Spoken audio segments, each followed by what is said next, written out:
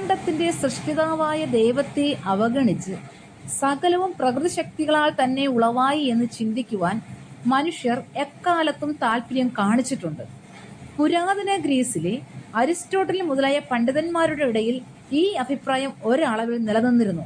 പിൽക്കാലത്ത് ചില ശാസ്ത്രജ്ഞന്മാർ ജീവജാലങ്ങൾ പ്രകൃതിയിൽ സ്വയം ഉളവാകുന്നു എന്ന ആശയം ആവിഷ്കരിച്ചു. കളിഞ്ഞ വസ്തുക്കളിൽ നിന്നും ചെളിയിൽ നിന്നും മറ്റും കൃമികൾ, പുഴുക്കൾ, ചെറുമത്സ്യങ്ങൾ, ഈച്ച, തവള മുതലായവ തനിയെ ഉണ്ടാകുന്നു എന്നായിരുന്നു അവരുടെ വിശ്വാസം.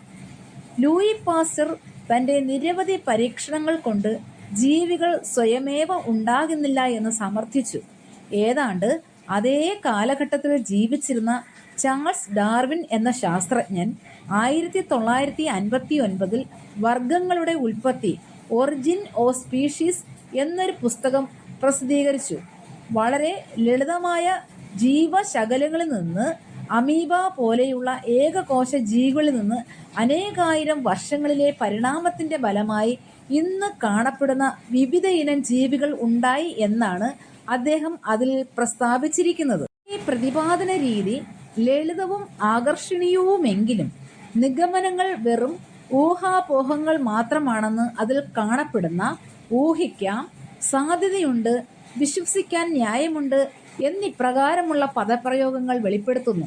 പക്ഷേ നാസ്തികരും വേദവിപരീതകളുമായ ആളുകൾ ഡാർവിൻ്റെ സിദ്ധാന്തത്തെ ഒരു ശാസ്ത്ര സത്യം എന്ന പോലെ അംഗീകരിക്കുകയും അതിന് അത്യത്ഭുതപൂർവമായ പ്രചാരണം നൽകുകയും ചെയ്തു.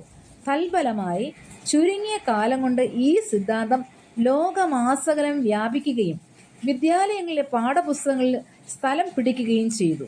എന്നാൽ ചാൾസ് ഡാർവിൻ തന്നെ തൻ്റെ ജീവിതാന്ത്യത്തിൽ തൻ്റെ അബദ്ധത്തെ സംബന്ധിച്ച് അനുതപിച്ചതായി അദ്ദേഹത്തെ കൂടെ സന്ദർശിച്ചു കൊണ്ടിരുന്ന ലേഡി ഹോപ്പ് എന്ന മഹതി സാക്ഷ്യപ്പെടുത്തിയിരിക്കുന്നു. മാത്രമല്ല, ഡാർവിൻ്റെ കാലത്തും അതിൽ പിന്നീടും ജീവിച്ച അനേകം ശാസ്ത്രജ്ഞന്മാർ ഡാർവിൻ്റെ നിഗമനങ്ങളെ എതിർത്തിരുന്നു എന്നതും പ്രത്യേകം ശ്രദ്ധേയമത്രേ. അഖിലാണ്ടത്തിന്റെ സൃഷ്ടിതാവായ ദൈവത്തെ അവഗണിച്ച് സകലവും പ്രകൃതിശക്തികളാൽ തന്നെ ഉളവായി എന്ന് ചിന്തിക്കുവാൻ മനുഷ്യർ എക്കാലത്തും താല്പര്യം കാണിച്ചിട്ടുണ്ട്. പുരാതന ഗ്രീസിലെ അരിസ്റ്റോട്ടിൽ മുതലായ പണ്ഡിതന്മാരുടെ ഇടയിൽ ഈ അഭിപ്രായം ഒരളവിൽ നിലനിന്നിരുന്നു. പിൽക്കാലത്ത് ചില ശാസ്ത്രജ്ഞന്മാർ ജീവജാലങ്ങൾ പ്രകൃതിയിൽ സ്വയം ഉളവാകുന്നു എന്ന ആശയം ആവിഷ്കരിച്ചു. കളിഞ്ഞ വസ്തുക്കളിൽ നിന്നും ചെളിയിൽ നിന്നും മറ്റും കൃമികൾ, പുഴുക്കൾ, ചെറുമത്സ്യങ്ങൾ, ഈച്ച, തവള മുതലായവ തനിയെ ഉണ്ടാകുന്നു എന്നായിരുന്നു അവരുടെ വിശ്വാസം. ലൂയി പാസ്റ്റർ തൻ്റെ നിരവധി പരീക്ഷണങ്ങൾ കൊണ്ട് ജീവികൾ സ്വയമേവ ഉണ്ടാകുന്നില്ല എന്ന് സമർത്ഥിച്ചു.